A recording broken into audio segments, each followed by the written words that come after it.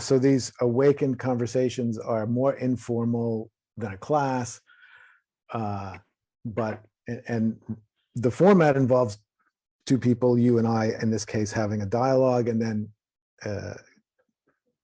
if time allows, we will open this up to larger conversation. And okay, I'm just getting my head on straight. So first of all, I've never met Jessica before, so let's just do that. Hi, Jessica. Nice to meet you. Hi, it's great to meet you. I came to one session of yours that was, I think, a community meetup, but I don't think I engaged in it. You did engage. I remember that. Oh, I did engage. You did. I do remember. But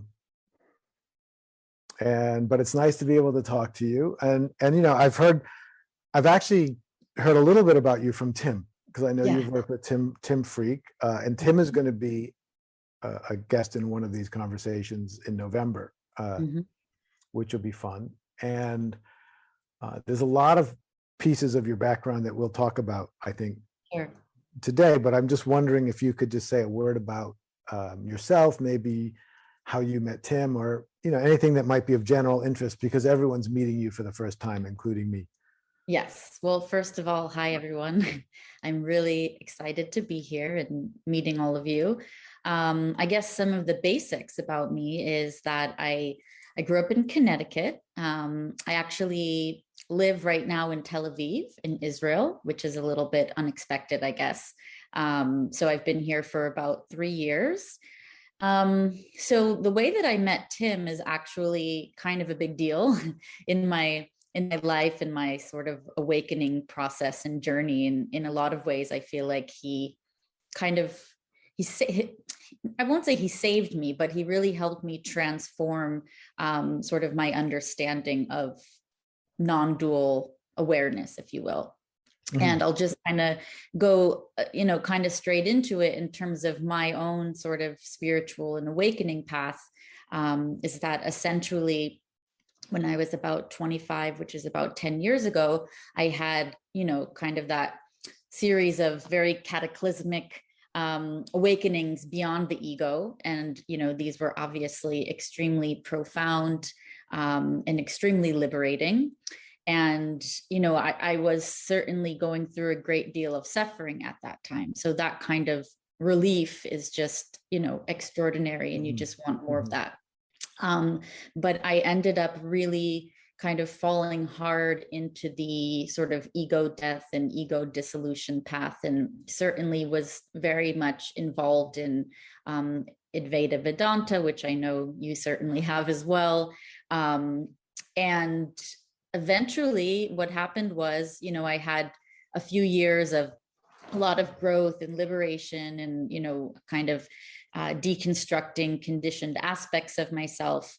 But, this is again, very nutshell version. A few years later, kind of fast forward, I eventually really lost touch with myself, which may not be too surprising. I realized that, I was no longer really relating to people on a personal level. I really, got to a point where I had even really started losing a sense of agency and a sense of personhood. And it really kind of turned drastic and felt like, I started to find conversations are tedious, trying to be a person is exhausting, and eventually formed this strong anxiety around not being able to show up in relationships as a personal, let's say, individual person. And it kind of spun out into extreme depersonalization of more of the clinical sort,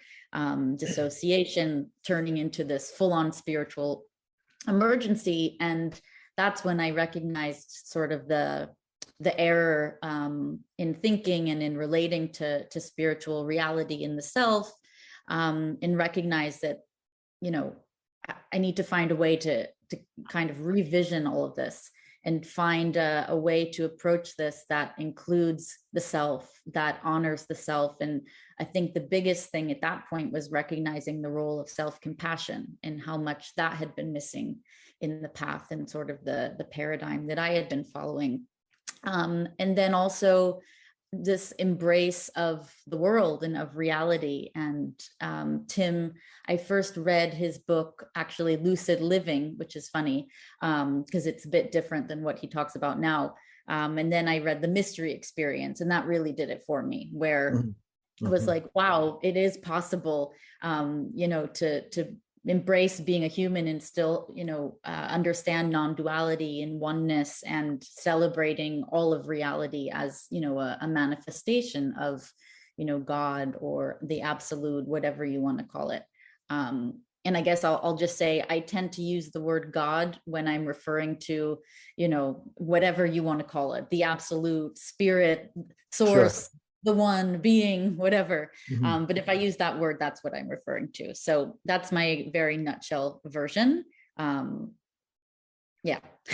Great. Well, that's, I think the blog posts that you put up were around that topic. Yeah. And some of them, there was maybe a little more, but basically that, as you said, is the nutshell version. Yeah.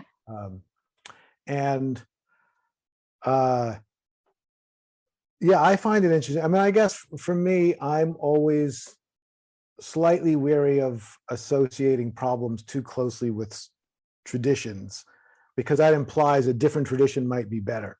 And in this case, for instance, the obvious problems that you're talking about, which are obvious problems, so no one's going to defend those as good. I've seen people who came out of Christian cults who would have basically said exactly the same thing, and that's a very dualistic tradition. So the problem is the extreme self-sacrifice. That's right.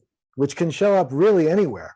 I've seen the problems that you're talking about in a Christian faith, in non-dual traditions. I've seen them in corporate environments. Where, for sure. So, and I like to point that out to people because, for instance, I'm sure, what you're talking about is kind of a variation of spiritual bypassing. For sure. And that's a real problem. But I always like to point out that it's spiritual bypassing is a variation of bypassing, right? And lots of people do bypassing in all kinds of ways that aren't spiritual. And so it's not a particular problem of spirituality, it's a problem of human life, which is that in our zeal to avoid suffering, we detach. So you could have alcoholic bypassing, you could have drug bypassing. I have a friend who's a psychologist who's working on a book called Psychological Bypassing, which he says is people who use therapy as a way to avoid their problems. That's interesting. They just keep thinking, well, I'm in therapy. Yep. As long as they stay in therapy, they pretend they're dealing with stuff, but they actually never do. Right. In the self-help industry as well is a little bit guilty. Absolutely. So yeah, I'm always a little cautious because non-duality is a huge, obviously, it's a huge tradition that can be practiced many different ways. Exactly. And I'm coming out of the Advaita Vedanta tradition that the lineage from Ramana to Punja, and from Punja to Andrew Cohen to me. Right. And Ramana appears to have been quite an extraordinary human being. I wasn't there, but from all accounts, I tend not to hear bad things about him. Sure. I don't either. Who knows?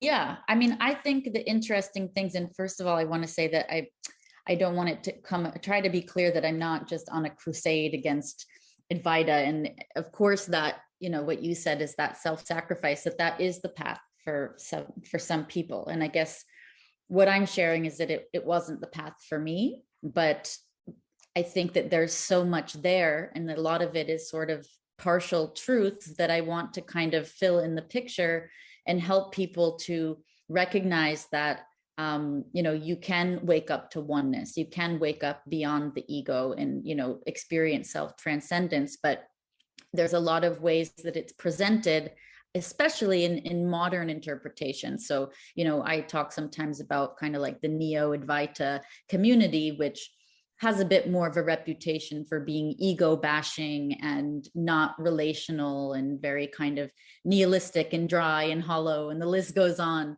And I hear that again and again from so many people that have had experiences like mine. And I just think that, we need to take kind of the best of that and leave behind, let's say, what I see as the downsides of it and the many pitfalls that are there. Oh, absolutely. Yes. Yeah. But when you mentioned Ramana Maharshi, it's funny because I think about him a lot in the Buddha and Nisargadatta. And I think one of the things that I'm, really aware of is how, these people lived in a very different context, a very different geographical and temporal context. And so I think it's a lot of the times we run into this issue where not necessarily we want to emulate them, though some people do. But, we look up to their wisdom and to the way that affected their lives. But in a lot of ways, it's not compatible with the householder life that many of us come to it living. And that presents often a lot of crisis, a lot of extreme, confusion and breakdowns of, relationships of, how are you supposed to hold a job and, raise your children and, be part of relationships when, your whole focus is on ego dissolution and the impersonal. Mm-hmm. So that's, I guess, because I'm coming from sort of the extreme sides and the dangers that I experienced, I do focus quite a bit on that. But just to point out to people where I think we need to be more cognizant. And for me, especially, it has to do with teachers and guides. And I think like spiritual bypass, like you're talking about, and it's cool that you mentioned Andrew Cohen, because I know that he's someone who seems to have kind of recognized his own, the ways in which he was spiritually bypassing. And we could have a whole conversation around that. But of course, I won't focus on him. But I guess the point of what I'm trying to say is that I think that there's a lot of sort of and of course it makes sense. You wake up, it's so powerful, you want to share it with people, but you've woken up, let's say, somewhat, I don't want to say superficially, this is all what I did as well. You get the spiritual ego that a lot of people go through, but you haven't gone through the long-term process, which I think goes from sort of waking up beyond the ego. You have sort of this like ego fragmentation and eventual dissolution to a certain extent. And then after time, it seems a lot of people that continue on this path either get stuck in the ego death or the no self land, or they see that or experience that as sort of a temporary stage of a greater process of reemergence, of rebirth, as sort of reconstructing oneself with greater choice and different values and different ways of relating. So the point is, for me, is that I think a lot of teachers maybe haven't been there yet, or they're not terribly savvy about spiritual emergencies, or they don't really talk about the dangers there and don't focus on integration. And so a lot of people kind of wake up beyond the ego, and your life is suddenly turned upside down. I think any of us that have had those powerful experiences, that it's utterly life-changing. It's like inside out. And from there, it's like, well, what do we do? What do we do now? And there's not a lot of, I think, not enough support, I think, in a lot of the communities that I traversed in terms of the next stages and how to navigate that. Right. Well, that is definitely true. I mean, everything you're saying is completely true, of course. And I'm thinking to myself, because, this is, in these conversations, I'm actually just having a conversation, so I don't really have a point. Yeah, okay. But I'm thinking, because my experience in Neo-Advaita, right, of which Andrew was, I mean, he eventually taught evolutionary spirituality and evolutionary enlightenment, in which he was trying to transcend the limitations of the non-dual view, which he felt was overly, in that very traditional non-dual view where the world is unreal and only the self is real, the self absolute, is actually, if you think about it, very dualistic. So dualistic. Because you have this whole unreal part, which is actually a lot of our experience, right. And the real part, where, and the big correction of that was the Tantric revolution around the 12th century, which said, no, God is everything. You can find it anywhere. And one of my heroes in that domain is Ramakrishna, who really wanted to find this embrace of the totality of existence and see it all as divine. And he might have been a little cuckoo too, but I actually don't know him too well, so I'll definitely check him out. Yeah, you should check him out. I mean, he's amazing, and he was really one of the very pioneers of interfaith religion. He studied Christianity, he studied Islam. He's fundamentally, he was a Hindu, of course, from Bengal. He's a recent discovery of mine, so I'm learning as we go here. Yeah, he will be for me too. So, but I'm excited about him. But I'm laughing because I'm thinking of my own experience. So I was in this community. So I was 29.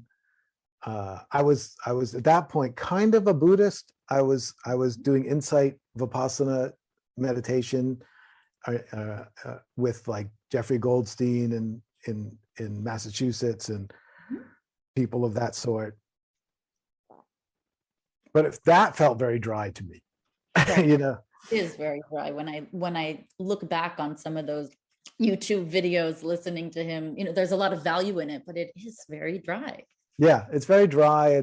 There was something missing for me. I was raised Catholic, so okay. And I wanted to be a priest and a monk for a while. Oh wow. So I had this very deep sense of God that was so missing in Vipassana.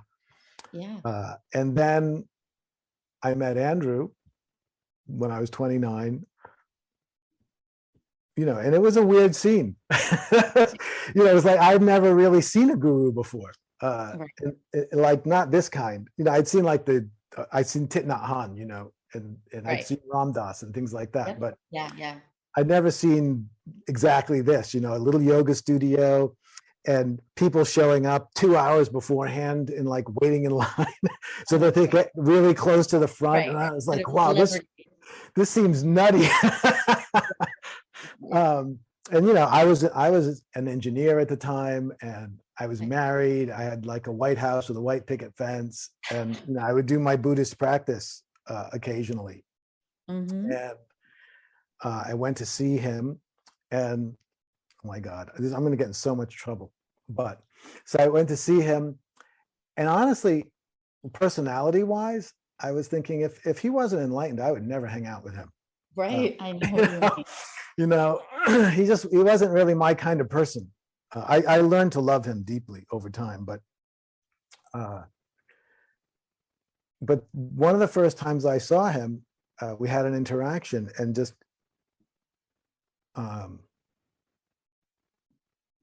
I don't know, like my head popped off. And it was just, and for 6 months I was just not on this planet anymore. And I was seeing like, I could see people's thoughts inside their bodies. I had a similar experience. See, there you go. And like, you're just so open. I felt like I had a huge hole in my chest, and everything was just coming straight in all the time. Kind of become a hole. Yeah, and it was delightful. And actually at that time, I was not an engineer. I'd left engineering. I was now the director of a group home for adjudicated teens. Sorry, what was that word? Adjudicated kids that are locked up. It's a nice way to say young prisoners.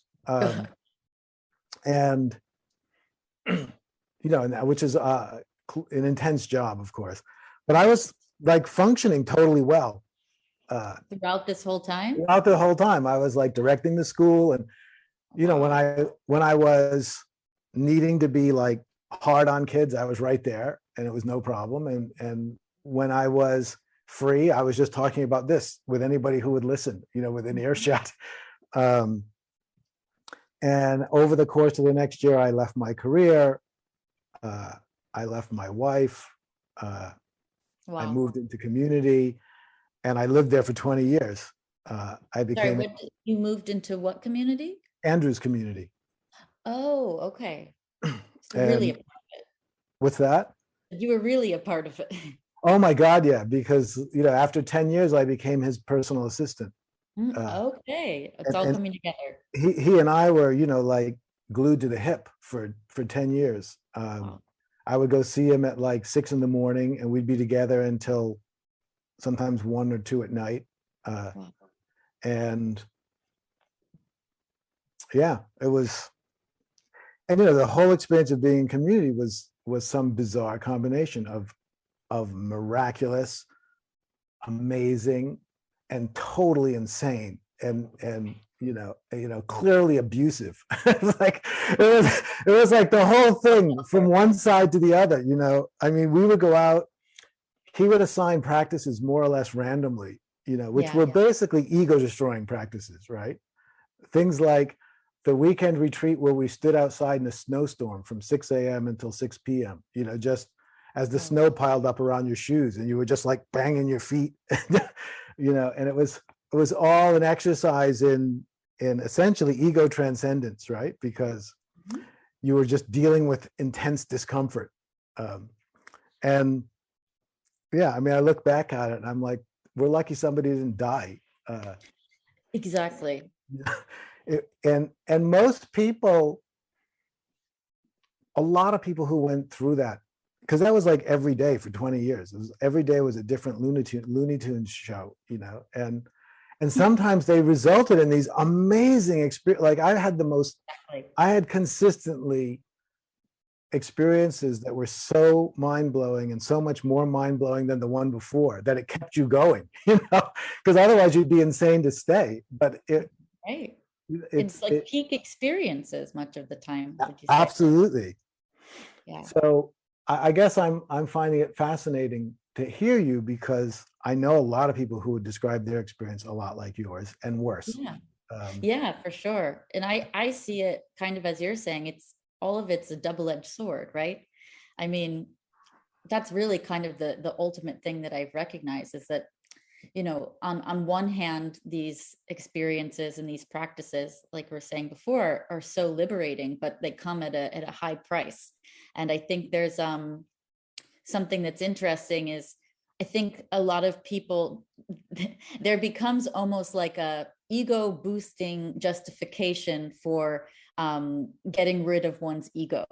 Yes. And it's like, I'm willing to make the sacrifice of myself for this greater truth. Look how much I'm willing to die on the cross for this, for this. And I was very much there for a while. And then I realized at a certain point, I'm not willing to make that sacrifice. If I have to choose, I'd rather go back to the way it was before than be unable to inhabit a personality and unable to relate to people, even though, I could have left society and just been probably potentially very content, but there would have been no relationship, there would have been no engagement in, society. And I didn't want that anymore. And there was a very big point at which I felt I had gone too far. I don't know if you ever had that, where I felt, I don't know if I can come back from this. I've disidentified with personhood to the point that I really don't see it as real anymore. How can I thought of it as like, how can I become re-illusioned or go back into the matrix? That's right. Like the last thing you want to think is that, oh my God, everything's a matrix. And now I have to like put myself back to sleep again and be this fictional self. And again, that's kind of part of the whole spiritual emergency. But since then, I've been able to, I still struggle with it a bit because it was such a, a radical dissolution of self and different way of seeing things. But I've kind of been able to, like I said before, revision everything. And of course, all this philosophy is about our experience, right? It's not just to sit here and pontificate about ultimate truth, but how does that affect our daily life and our lived experience? And so these new sort of ways of looking at spirituality and reality, kind of going from that either or to the both and paradigm of non-duality, which I do like to call, as Tim has said, uniduality. I just think it's such a beautiful revision of the term that captures the whole truth of that. And that's changed everything for me, that the spiritual and the material are one. The divine and the human are one, and nothing needs to be, neither of those has to be negated in order for them to be one. It was more that they're co-arising rather than, this kind of numerical one of there's only one thing, so we have to cut something else out to get to that one. And I'm sort of going on a spiel now, so I'm going to stop and let you say something. Oh, no, but that's great. And the supposedly the reason they use the term non-duality versus oneness is because oneness implies cutting something else out, which implies two. So they use non-dual because non-dual isn't oneness. Non-dual is not two-ness. Right. It's no otherness, which means the self that's there can't be other. Exactly. Like no division, right? Right. No division, no separation. I think the funny thing, No, please. The funny thing is, I think the funny thing is the way that people interpret the word non-dual so differently. And it's like, first, what are you referring to as non-dual? Are you saying that reality, that there is no such thing as duality? Because the word itself literally could be interpreted as there's no duality. Right. Are you applying it to the absolute and the relative, that there's no separation between the two? And those interpretations make all the difference in how you experience it. Absolutely. Totally. That is totally and absolutely true. So the thing that I'm thinking about is, and I could be totally delusional. So, that's always a possibility. But I seem to not have incurred the negative difficulties that so many people did in the situation that I went through. Yeah. I never felt like I lost my ability to be a person.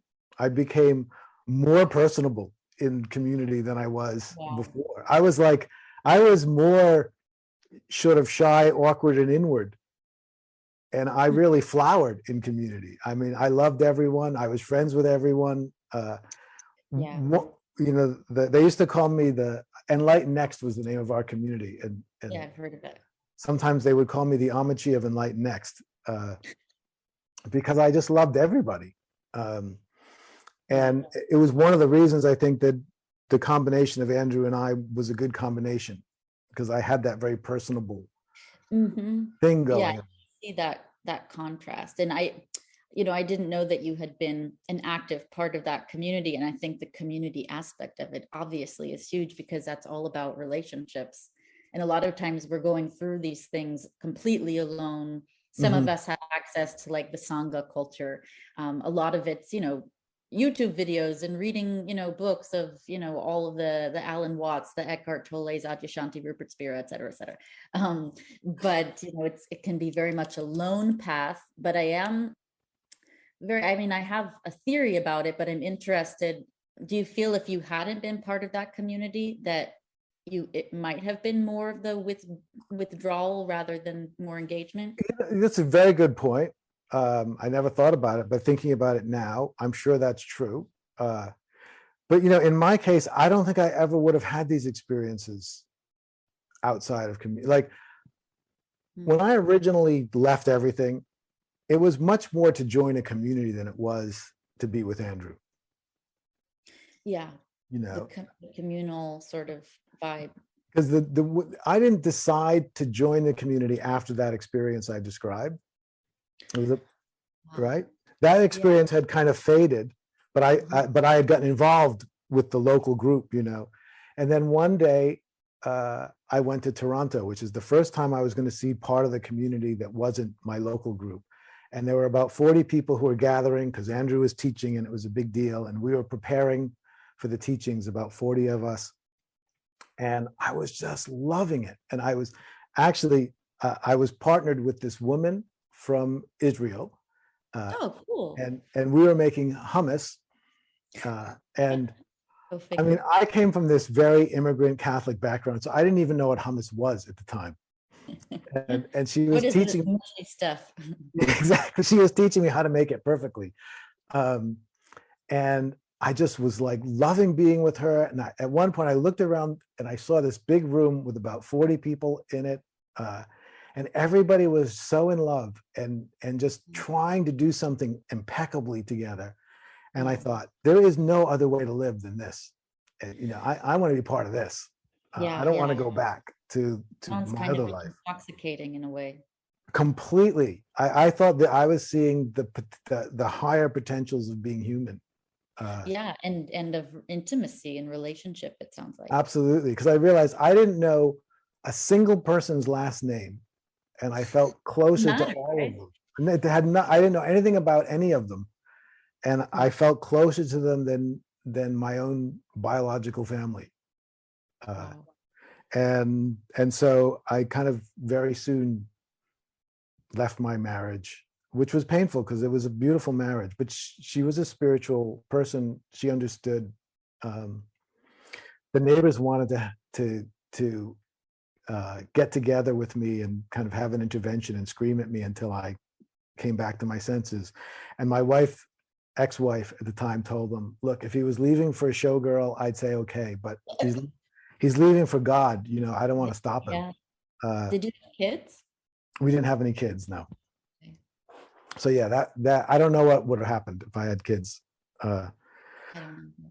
But it unfolded this way. And the other thing was, I never thought Andrew was perfect. And when I became his assistant, I found out even more so that he's not perfect. But in that kind of milieu, often there's this assumption of the perfection of the teacher. Exactly. That gets built. And so, when everything fell apart at the end in this very dramatically messy way, most everybody was shocked. Sure. and felt completely just betrayed, and I did too, obviously, but part of me was thinking, well, we all saw him the whole time. This isn't actually that dramatically out of character. Right. He kind of had this going on the whole time, so it was disturbing to me because he wouldn't give it up even at the end when everything was falling apart. And I thought, wow, we all devoted literally decades of our lives to this, and you're too proud to give it up. You're going to literally let this all go down just so that you don't have to admit that you're wrong. But anyway, but I feel like in a way, because I always had a kind of existentialist position in relationship to it, which was, it's not perfect, but it's amazing. Right. It might work out or it might not. Yeah.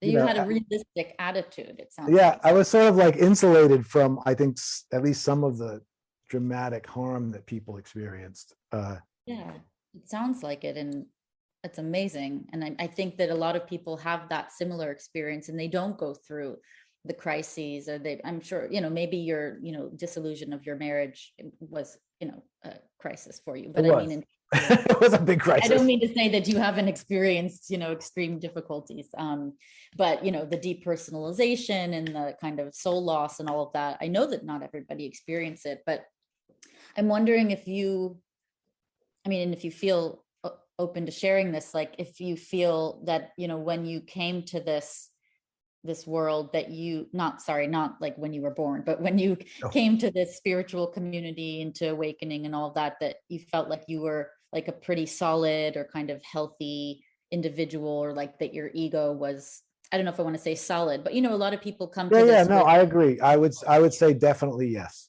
Okay. I was fairly well-adjusted person. I had by that point been to graduate school. I had good sustainable work. I was very confident in myself. I was not enormously self-confident. I was a very kind of shy person, but I think relatively well adjusted, which is why Yeah. when I stepped into community, I ended up, becoming one of the sort of workhorses, because Yeah. Okay. I was the kind of person who could get things done and was Right. was Right. was stable enough to be Yeah. responsible. Okay. So you weren't approaching it, which I think, unfortunately, for a lot of people, this happens. And it's a lot of what I feel like my whole message is about, is that a lot of people come to this from a place where they're already in a crisis, or they're Right. coming to it from mental illness, or, extreme depression, or, a lot of times like codependency is a theme, a lot of things where they're seeking escape, or they're seeking numbing, they're seeking, really to, again, transcend suffering and just get rid of it, rather than necessarily learn how to navigate it better. And I think that when people come to it from that place of already having, let's say, maybe not a fully, not fully developed ego, but even a stable sense of self, that's when a lot of the drastic kind of pitfalls can present themselves, when people are, they're not fully developed as a healthy ego, and now they're destroying that, and they can end up in a lot of cases worse off than they were before. And, in some cases, that's what happened to me.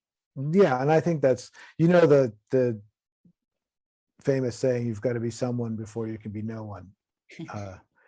I think it's true. I don't think that extreme spiritual work makes sense for people who don't have some kind of baseline of stability in their personality. And that could be an overall baseline, and it could be like you at a particular moment where, for sure, this is like a bad moment. This may not be. Yes, Jack Engler said that. That's true, Derwin. Yeah. So the other thing, and we're going to have to have another of these conversations, because I've got so many things to talk to you about. So many directions. But the other big topic, which we'll maybe can explore at a future date, but it has to do with. So there's me having gone through this. I mean, really bizarre. I'm starting to try to write about it in novels, because there's no way I can. I was going to ask if you're working on a book about this. Oh, well, I keep thinking I need to write a memoir, but as soon as I start thinking about it, I'm like, oh my God, I don't know if I can deal with it. I have exactly the same experience. It's so bizarre. Yeah. But there's all of that, and then it ends, and you're kind of like, okay, now what do I do? But because I was Andrew's assistant, and I was the director of education, so I was the director of all of our programs, and I taught a lot of the programs. And there were a lot of people who, okay, they saw Andrew fall, but they didn't really want to, they were like, well, what are you going to do? Just leave me now? Because I've been here for 5 years too. Yeah. So slowly I started teaching, and then, and I went through a whole crisis around teaching. And I talked to one of my friends who is a teacher himself, and he had left earlier. And I was like, it's because someone had asked me to be their teacher, like I formally had given me a gift and said, would you be my teacher? And I was like, oh shit, what do So of course I said, I'll get back to you. give me a moment there. Right, I got to think about this. And then I called this friend of mine, because I felt like he was doing a pretty good job of it. And we were having this whole conversation, and I was sharing all my doubts and misgivings. And finally he just said, look, you don't have to teach the way Andrew did. Just do what you want to do. And I thought, ooh, that's a novel idea I hadn't actually thought of, that you could be your own teacher. Right. And so then I kind of just thought through how I wanted to do this. And I did get back to this person and say, I said, you don't have to ask to be my student, because as long as you're doing, as long as you're working with me, you're already my student. So there's no other status that you need to do this. And I feel like I learned as much from the miracles that I experienced as I did from the abuses and the downsides, because they're as instructive. So some people will say to me, especially people in our community, this isn't so much anymore. It was more in the immediate aftermath. they would say, how can you teach? You're clearly going to be defective because your teacher was so defective, Wow. And I thought, well, think about it. Who would you rather have teaching you? Someone who had no idea what the pitfalls were, or someone who had lived through them? Personally, I'd rather have the person who lived through them, because hopefully, at least if they're decent, they won't want to repeat them. Right. You learned so much from that downfall. Oh my God, it's at least as instructive, arguably more so. Right. So yeah, I mean and so here we are. I just love what I love. I teach what I love, and I try to, but my ongoing question is, it was all the insanity and the intensity that led to my biggest breakthroughs, Right. and I know the things that I was experiencing on a regular basis are incredibly unusual and rare. Yeah. And they occurred because it was so nutty. I mean, honestly, I was pushed at one point to what you would kind of consider the brink of suicide. In where that community? Yes. Before the fall from grace, or yes. No, before. Okay. So it was also a double-edged sword for you. Yeah. But even then, what I remember was I felt so bad. I just felt so unworthy. It was this intense unworthiness. I remember, and I had been kicked out of the community for being unworthy. And so I was like, a whole lot more to this story. oh yeah, you have no idea. Wow. So I was like living in hotels in the town, and trying to figure out how I could earn my way back into the community. This was like a standard procedure. You get kicked out and then you have to earn your way back. Bravo. And I was feeling so bad about myself. And I was walking across a bridge and I looked over and I thought, oh yeah, I see like exactly how this road leads to jumping. Yeah. Now, I wasn't really in a space where I was contemplating it, but it's kind of like I saw that off ramp. I was like, oh yeah, that's an off ramp you could take from this highway. I'm not tempted to take it, but you push the wrong person this far, and that's what's going to happen. Yeah, it does happen. And it does happen. And and I just thought his attitude was often very cavalier and reckless, and wasn't taking into consideration that he didn't really know where people were at. Exactly. That's what I still see that. And I'm sure this with this whole kind of neo-Advaita and kind of instant enlightenment kind of popping up everywhere, that's the case with a lot of them, I think, is that recklessness. And I'm not trying to condemn them as people, but more that, right. I just think there's a lack of awareness and education about where your students are coming from, or not just your students, but your readers, your audience. Mm-hmm. I think it's more like know your audience, and I don't think many of them do. Yeah, and I guess I've adopted a general principle where I try to. I am so mild, I'm ridiculously mild compared to Andrew, and then when I get a chance to have a handful of people on retreat in Sri Lanka, I can be more direct. But these are people I know well. I generally have an application process. I ask them about their, any meds they might be on, or history of mental illness. That's exactly what I wish more. And when I have had long retreats, I always make sure that I have a psychotherapist on hand. Oh, wow. I ask this is them, exactly the model that I want to advocate for. So so I never tell people that, but I always have a psychotherapist there. That's incredible. Because I used to be a psychotherapist on Andrew's retreats. Oh, right. Okay. So you know the importance of it. And I know the importance of it, but I don't know that I was that good at it. Well, I'm sure it's quite a role. Yeah. Quite a heavy load there. It's just some people are losing it. So then what I discovered over time is you just kind of take them out of the intensity and hang out with them. And that helps. Support. But so I try to take all those things into consideration, and still it's not foolproof. I actually had, and I've learned through experience. I did a retreat in Europe some years ago, and a woman who was on it ended up having a psychotic break after the retreat. And I felt bad about it. I felt really bad. In fact, I stopped doing retreats for a while because I didn't recognize the instability in her personality.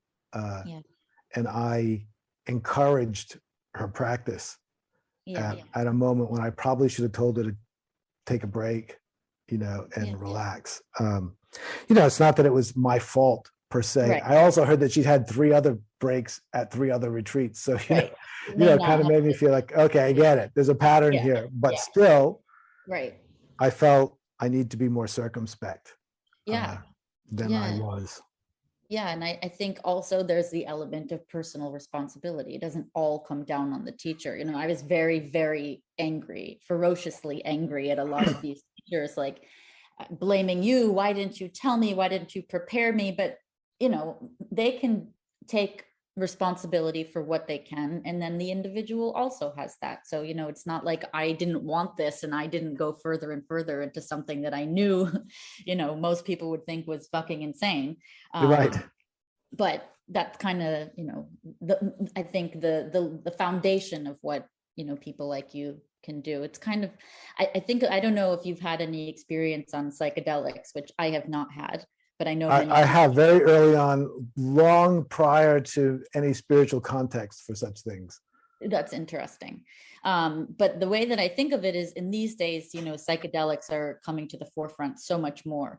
And you're finding that, there's a big sort of niche for psychedelic guides and people to prepare you and be there with you and process it. And I think that the experiences that you have on these sort of, I keep saying non-dual for lack of a better word, non-dual awakening paths and, waking up beyond the ego are just as, if not more powerful than what you experience on psychedelics, except they tend to be sustained longer. And it's, it's in waking life. It's not, something to say, oh, that was just, on drugs. And yet there isn't that same level of care and support being taken towards guiding people, off the edge of themselves. So I that's something that I kind of think about a bit. That's very true. So I want to open this up so at least we have a couple of minutes for anybody. Let's do it. But I definitely want to do another follow-up to this because this is really fantastic. Yeah, I just have so many questions. This was a good, I dip my toes in the water here. Yeah, this is a good introduction, a good beginning to this conversation. Yeah. And thank you all. I'm just like putting myself back in gallery view so I can see you all, and it's great you're all here. Thank you. And so Adriana, please.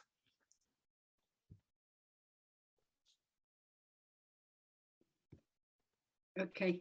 I hear you. Yes, fantastic. I mean, amazing conversation, very interesting. So happy we're finally tackling something that I was curious for so long, Jeff.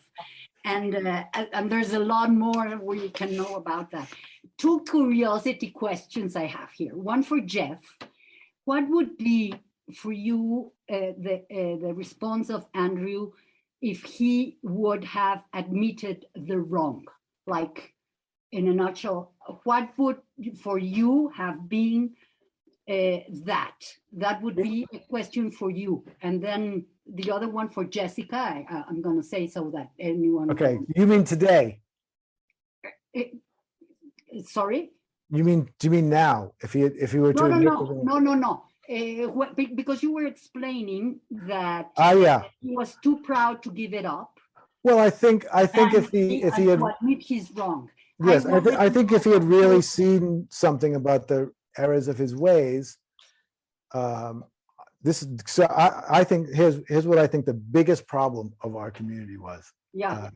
There was no way to leave except in shame, right? So if anyone ever came to a place where they wanted to leave or needed to leave, there was no way to do it except as a kind of disgraced member. Okay. And that's what I think probably 80% of our problems came from that and the buildup of resentment over years. So I think if what would have made a huge difference would have been to go back to people and kind of do what you could to erase the shame and to say, look, because I always thought, you should just be grateful. Thank you. You were here for 10 years. You gave your whole life. You've supported everything. Thank you so much for your time. I wish you the best. Let me know if there's any way that I can help you. And you're always welcome back anytime. That would make sense to me. That's how you normally let people, and I think if we could go back and kind of undo some of that karma, it would have changed a lot. So that's my short answer to that. Oh, no, but thank you. It's very, very, it clears a lot of things. And for you, Jessica, I'm just very curious, how did you land now in Tel Aviv? That's a great question too. So I grew up not Catholic, but Jewish, not religious per se, but my parents always emphasized a connection with Israel, and they brought me here a couple times when I was younger, and I just built this very deep sort of intrigue and curiosity about Israel. And I came after college and I fell in love with Tel Aviv, and I fell in love with just the vibrancy of the culture and the aliveness here. And it's kind of been an ongoing love affair, kind of back and forth. And I just actually, it's interesting you asked that, because when I came back here 3 years ago, it was in the height of the spiritual emergency when I realized I need to go to this place where it's so alive and it's so relational. And I always feel this sense of like belonging in more of a personal identity. And that's a big part of why I came back, to be honest. Well, and I would love to talk more about that with you, because that the cultural, the social, and the religious context in these terrible mental health crisis, and in this really transition we are living, everybody, are very important, and the context is very important. And so it's very interesting. It's very interesting. I had my story about it. So I would love to hear it to talk more, because I would love it. Thank you. And I'll just say one thing that's fascinating is that Israel actually means one who wrestles with God. So I think that's really profound. Yeah, and for your specific path, it makes a lot of sense. It made a lot of sense. I wanted to check that. We'll be in touch. Thanks. Yeah, thank you. Thank you very much.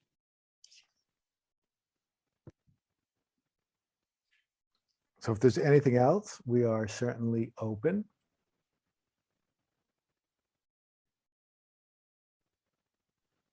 Have a hand. Okay. Jyoti, hello. Hey, we are one with our surrounding. So I understand awakening in non-dual. So everything is included. And so here now, so nature and like you told, Israel, the other culture, and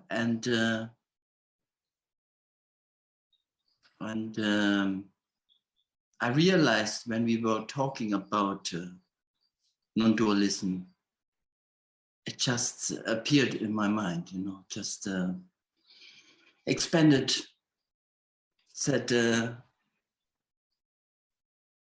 neighbors, that the landscape, that everything is a part of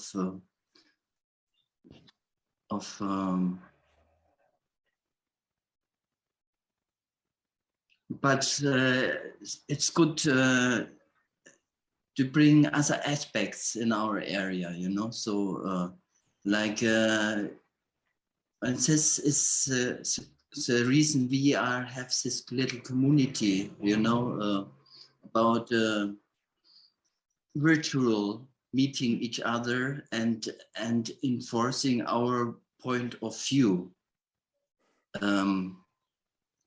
So people around here, they're more concrete. So it's important that all aspects of life will be honored, so. I can relate to that. So concrete, we as the subtle, like we talk and speak and the subtle aspects and feelings, and the meta-aware aspects of consciousness. Yeah. And this I appreciate, and I want to just to do a reflection, So thank you. That was beautiful. Thank you very much, Jyoti. Thank you. And oops. Great. Well, thank you, everyone. We have had a wonderful time. Jessica, especially you, of course. Thank you. I feel honored to be here and for all of you listening, and hope to connect with some of you individually or in a group setting. Yeah, exactly. And I'll be in touch and we'll schedule another one of these I would love it. Keep the conversation going. And I think, one of the things that you said toward the end, maybe, which is, I think, so important, it's with a concept like non-duality, how we understand it, and actually, I'm going to make a plug for my new book, What the Hell? So I'm writing a book called The Path of Spiritual Breakthrough, which is more or less the path that I was on. And the main point of the book is that obviously breakthroughs are important, but what's equally important, if not more important, is how we make meaning out of them. Yeah. How do we interpret because our breakthroughs aren't just had, they're interpreted. And you can interpret it one way and get one result. You could have the same experience and interpret it a different way and get a completely different result. And I think it's possible for us to take more responsibilities for how we interpret our peak experiences, rather than just letting them either be interpreted by social convention, or the dictates of a crazy wisdom guru, or the cult-like community you happen to be living in, rather than just letting something else define the meaning. You can actually determine what you can take responsibility for interpreting them according to your own highest wisdom and understanding, always free to change your mind. So yeah, I'm really getting into that right now, just because I think it's such a profound point, and then you made it. So I thought Well, definitely we'll have to talk more about that, because I'm very much with you there. Yeah, I think it's really anyway, we don't get into it because it's an hour, so we're going to do another one. Love you all. Thank you for being here. It's great to see all your faces. Thank you, Jessica. Thank you. And we'll do it again. Thanks so much, everybody. Bye-bye. Bye.